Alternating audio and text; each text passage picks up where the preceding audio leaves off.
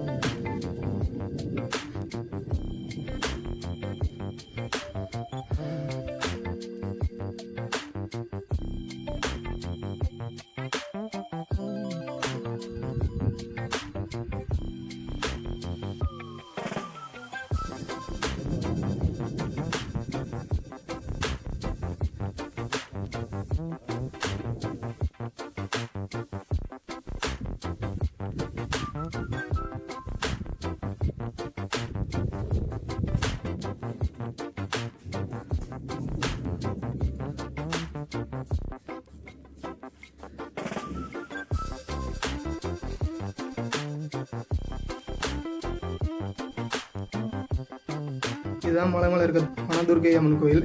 இந்த கோயிலோட சிறப்பு என்னன்னா, நான் கீழே சொல்லியிருப்பேன், ஒரு எலுமிச்சை பழமும் கொஞ்சம் பூவும் எடுத்துங்கன்னு சொல்லிட்டு. அது எதுக்குன்னா, அம்மன் தலையில் ஒரு பூவை சிம்மாடு மாரி மடித்து வைக்கணும். வச்சதுக்கப்புறம் கையில் கொண்டு வந்தீங்கன்னா அந்த எலுமிச்சை பழத்தை சிம்மாடுக்கு மேலே வைக்கணும். வச்சுட்டு உங்களோட வேண்டுதலை அம்மன் முன்னாடி மனமுருக வேண்டணும்.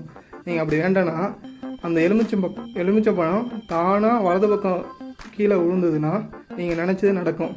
அதுவே இடது பக்கம் விழுந்ததுன்னா நினச்சது நடக்க தாமதமாகும். அதுவே பின்பக்கமாக விழுந்ததுன்னா நீங்கள் நினச்சது நடக்காது அப்படின்னு அர்த்தம். இதுதான் இந்த கோயிலோட ஐதீகம். இதை நானே என் வாழ்க்கையில் 2-3 முறை ட்ரை பண்ணியிருக்கேன். எனக்கு நல்லதே நடந்திருக்கு. நீங்களும் அந்த கோயிலுக்கு வந்தால் கண்டிப்பாக எலுமிச்சம்பழமும் பூவும் கொண்டு வந்து நீங்களும் ஒரு முறை உங்கள் வேண்டுதலை வேண்டி பாருங்கள். இப்போ எங்கள் அண்ணன் சாமி தலைமையில் பூவை சிம்மாடு போல் சுற்றி அது மேலே எலுமிச்சை பழத்தை வச்சு அவனோட வேண்டுதலை வேண்ட போகிறான். வாங்க என்ன நடக்குதுன்னு பார்ப்போம்.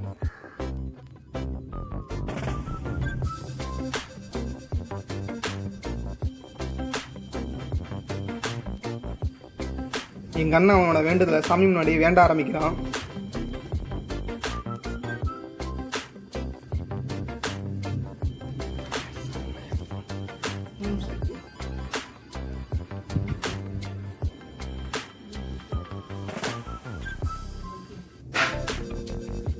நீங்களே பார்த்தீங்க, எலுமிச்சை பழம் தானதாக இருந்தது. பாருங்க, நான் மறுபடியும் ஒரு முறை காட்டுறேன். எலுமிச்சை பழம் சொன்னது போல வலது பக்கம் வந்துருக்கு. எங்கள் அண்ணன் நினச்சி கண்டிப்பாக நடக்கும். இது நாங்கள் எதுவுமே பண்ணலை. எலுமிச்சை பழம் தானாக தான் இருந்தது. நீங்களே அதை பார்த்தீங்க. இது ரொம்பவே சக்தி வாய்ந்த அம்மன். இது உண்மைதான். இது நீங்களும் இந்த கோயிலுக்கு வந்தால் கண்டிப்பாக ஒரு வேண்டுதலோட ஒரு எலுமிச்சை பழத்தோடு வாங்க.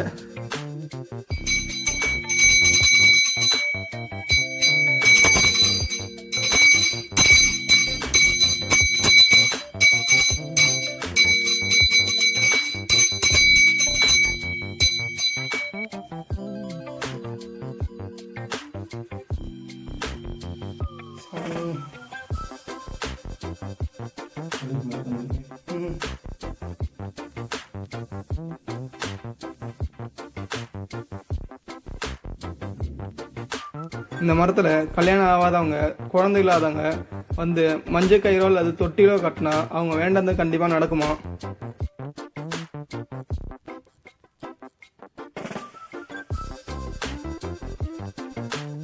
இந்த வீடியோவில் நேரம் பொறுமையாக பார்த்தவங்க அனைவருக்கும் நன்றி.